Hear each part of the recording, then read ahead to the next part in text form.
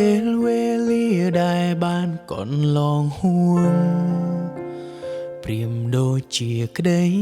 សូបិនមួយក្នុងពេលដ៏ខ្លី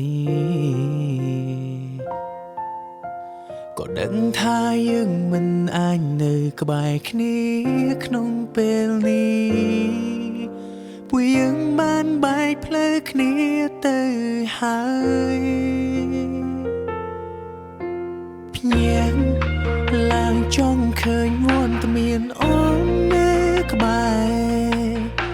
នៅមើលថែស្នេហ៍មួយនេះរហូត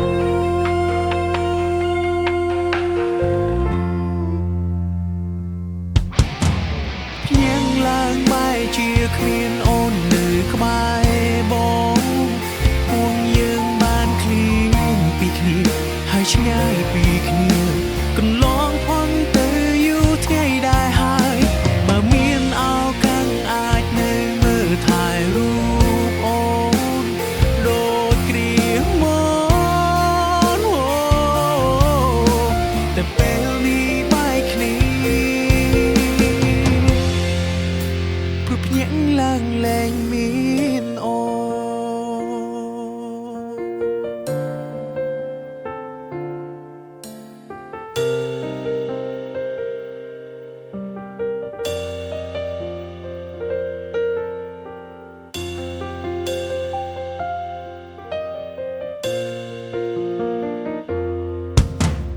ពេលវេលាដែលបានកន្លងហួងព្រាមដូចជាក្តីសូបិនមួយក្នុងពេលដ៏ខ្លី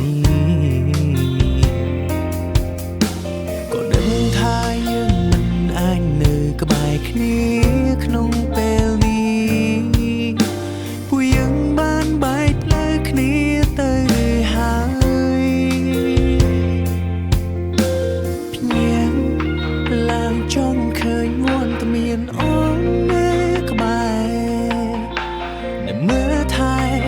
ស្នេហ៍មួយនេះរហូត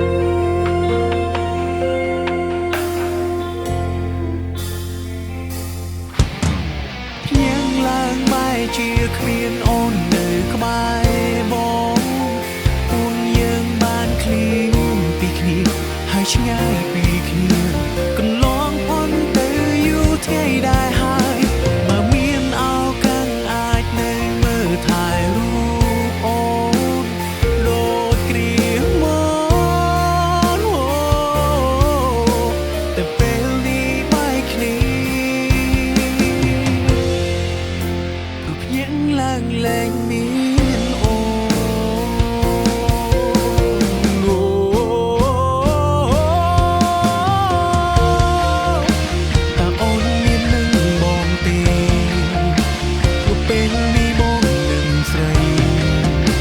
សង្ឃឹមថាស្រងចរណៃមានអារម្មណ៍ដូចមកពេលនេះ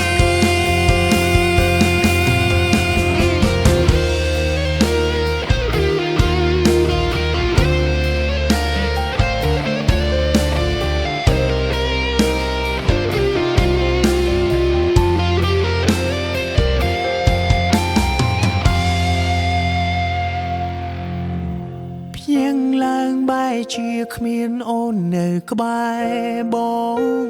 ព្រោះយើងបានឃ្លានពីគ្នាហើយឆ្ងាយពីគ្នា